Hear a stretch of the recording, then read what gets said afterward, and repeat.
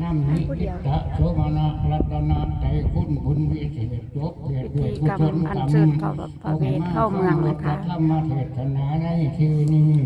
เกี่ยวว่าคำพูดถวายทิพย์มุ่งคุณแก่สัพพญูเจ้าแล้วจงกำจัดเสียยังอุปัฏฐวันอันตรายอันหายแก่ฝูงข้าทั้งหลายก็ขาเถิดดูแลเทพเจ้าทั้งหลายฝูงใดที่ไกมิจฉาทิฏฐิอันบ่ตอบบ่ประกอบด้วยกรุณาลูกก็เม่งเต็งนิสยาทิเตียนนินท่าแก่ท่านทั้งหลายฝูงอื่นบ่ให้ส้มตื่นด้วยกุศลกรรมจงเอากันหนีออกภายนอกออกจักรวาลอวสานเป็นที่สุดแล้วพระตนแก้วผ่าด้วยอธินาวุธาคือว่าพุทธอัญญาสุวัตนาติยะกาลิตะอังคาอันท่านทั้งที่ให้ขอรัตนาสิ่งอาศัตาตนวิเศษเพียให้บัญญัติเทศนาก็ขาดเถินโอกาสาโอกาสาผู้ข้าทั้งหลายขอโอกาสอาราธนาพระมหาปกุตตาเจ้าตน พิธีอัญเชิญพระเวทเข้าเมืองนะคะ พระเวทตำบลย่ออำเภอเมืองจังหวัดยะโสธรนะคะ เทศด้วยข้องธรรมผู้ข้าทั้งหลายขอโอกาสอาราธนาออกมาแต่แม่น้ำสมุทรคงคาอันเจ้าที่ละมิดเงี้ยงแก้วแล่ด้วยอาคมจบได้เทศวิเศษกลัวอรหันตาเจ้าทั้งหลายเจ้าจะมีอุบายด้วยพระคาถาวาอุปคุตโตมหาเทโลวิสกุสมุติโยเอกมาโลเตสะมาโลขอราธนามาภาพนั่งม่านทั้งหลายอันมีพญามารเป็นเขากับจังบุตรทะเลมารกับจังเทพทะเลมารกับทั้งบริโภคเลมารอย่าให้บังเกิดแก่สรรพสัตว์ทั้งหลายภูมิข้ามาฟังพระธรรมเทศนาในภูมิมาตรฐานที่นี้ขอราธนาพระมหาปกุตตาเถระเจ้ามาเป็นเขาเป็นประธานและพระอาทิตย์ดวงวิเศษใสแสงกัจจันแย้งเฮียงหุ่งทางข้านทุ่งรัศมีเจ้าทั้งสามพระองค์จึงมารักษาเบี่ยงบุรพาย่างม่านหาประการอาจจะมาเบียดเบียนแก่ผู้ขาทั้งหลายก็ขาเถินเยโยอุปคุตโตมหาเถโรยังอุปคุตตังมหาเถรังกายขันธะมาคิวังสัพเพยขาปรายันตุภูมิผียักษ์ผีเสียภูมิเป็นเสียพญามารสุทานทั้งหลายจะไปทันท้ายออกหนีจากกองเขตประเทศที่นี้ก็ขาดเถิน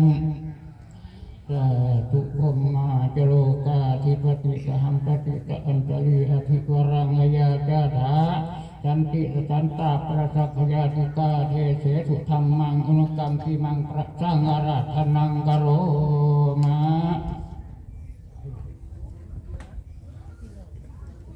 เอาแบบแข็งๆนะโยมพ่อโยมแม่เอาก่อนอย่างเขาจะใส่เวลากับการนี่ให้โดนเติบอยู่ให้แล้วเขาก็ยังได้เจริญพุทธมนต์เย็นอยู่เนาะนะโมตัสสะภะคะวะโตอะระหะโตสัม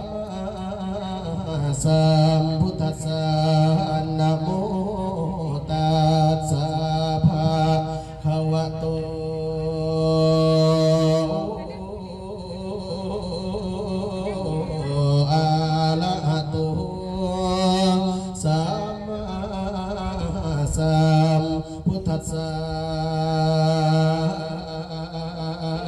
นะโมตัสสะภะคะวะโต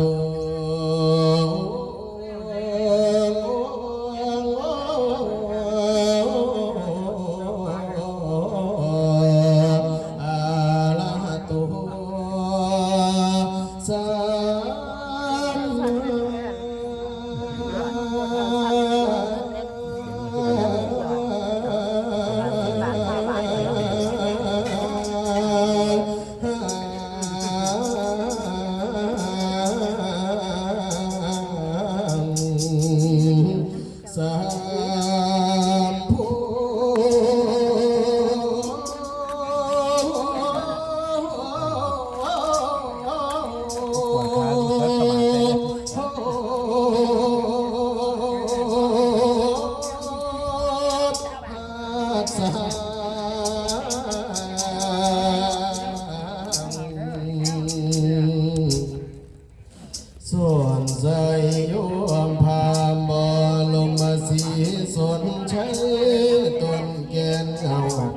สียงเจ้าจอมจากบุญสุเสยสักสอ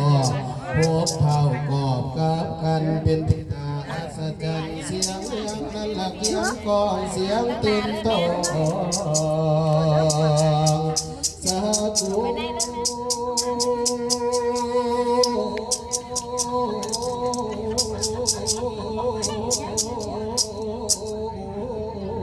คนเพียผ้าใจสันสถานทั้งปวงทั้งเขาหลวงสีนีนนลาดไม้วันบาทถวยสารทั้งสัตตาบริพันธ์จิตสารทุกขอบขันปริดานทั้งเขาจักรวาลไว้กดแจงตัวถูกแกงหนไฟบูที่ท่าลังภาวะเตียนตัวที่โอ้วลาทั้งสองเลือดเลี้ยวกับทั้งเมออกเกี่ยวใส่สมอนกับทั้งเวทสันดอนตนพันเอาจอมเจียงเจ้าสนใช้ปัญญาไว้คิดมอกับทั้งนางน้อยน้อยพูดสดี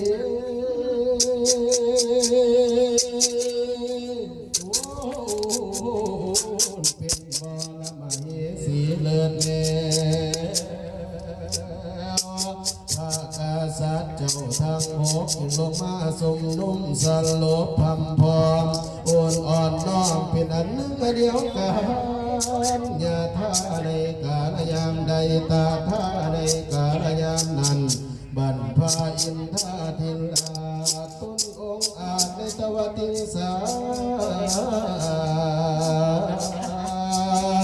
สัญญาธาลาภวสิตวาก้อยยังหาฟูนโบกขลพัดให้ขจัดถูกลงมาในคงเขตประเทศทีสาลาตะมัดทังปากาเสินตัวสัทธาอาหาภิกขเววาดูลาภิกษุสงฆ์ทั้งหลายยามเมื่อหายโศกเศร้าและโศกาสัพพิลัทธาสาวเมืองวันถูกโมสัพผู้พร้อมโมมวลมหาทั้งเสนาและมนตรีทั้งเศรษฐีและถวยข้านายมาพร้อมพวกโมธนุหารผู้อาจา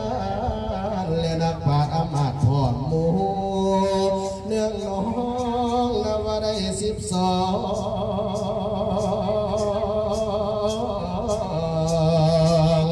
อาคู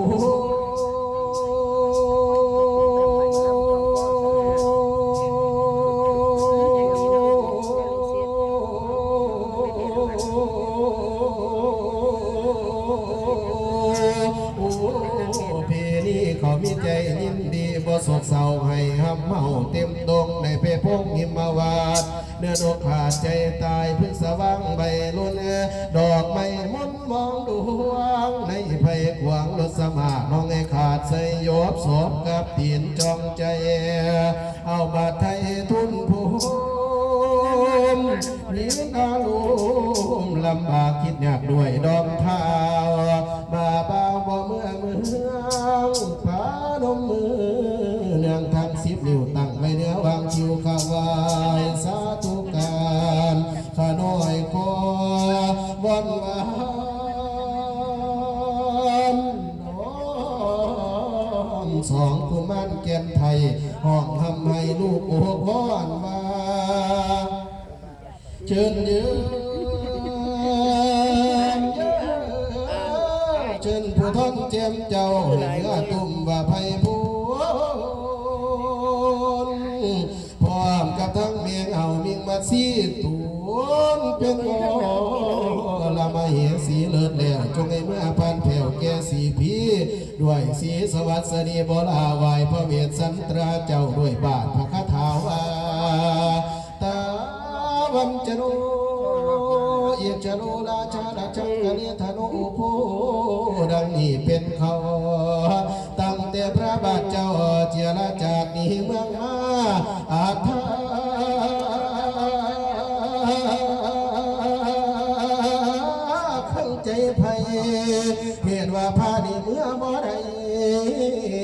สิเป็นเจ้าเพียนทางโอ้ย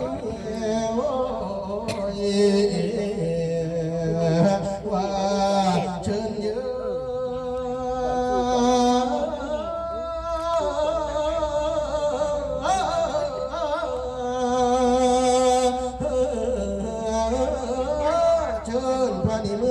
เป็นคำปักเกียรติเก่า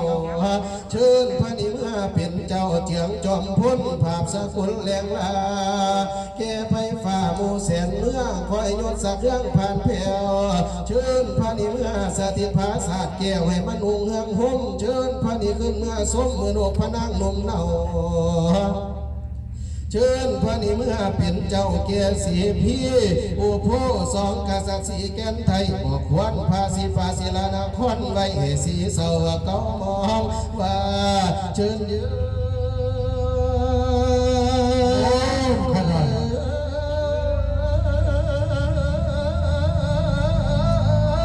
เชิญพระนิเมื่อผลปองของเมืองเลี้ยงไฟฟ้าเชิญทั้งลูกสะใภ้ลานางแก้วมิงมาเสียเชิญพานีขึ้นเมื่อหาพุทธสรีแม่แก้วกับทั้งองค์พันแผ่วพญาพ่อปิตาเชิญพานีขึ้นเมื่อเลี้ยงทารกาลูกน้อยอ่อนเชิญผู้ทอนเจ้าเจ้าให้เมื่อตุ่มว่าพญาผู้เชิญพานีขึ้นเมื่อห้องวิสยนภาษาเชิญมหาราชเจ้าเดียวนี้ยาศิลาสร้างศิภาศิลานครไว้ทั้งเมืองให้สุนเป้าสังศิลาเผาเสือทางบ้านในมนมองว่าเชิญยืนเชิญพระนิขึ้นเมื่อห้องเชิญพระนิขึ้นคลองสร้างสวยปังดังเก่าขึ้นทรงนั่งเทียนเก่าเป็นขังเจ้าเถื่อสองตามประเพณีอาชญาธรรมดังเก่า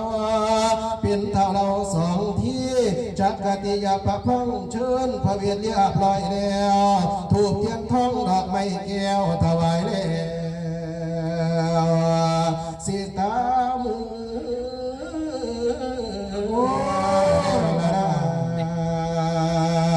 สัทธาโย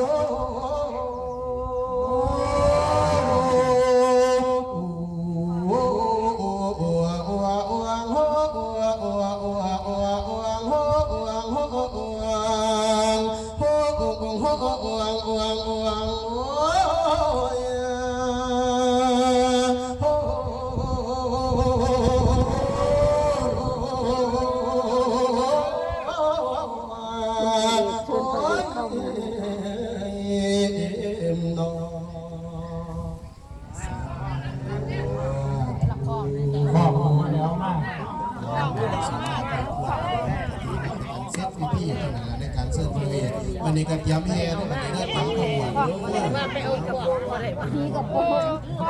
เอามาก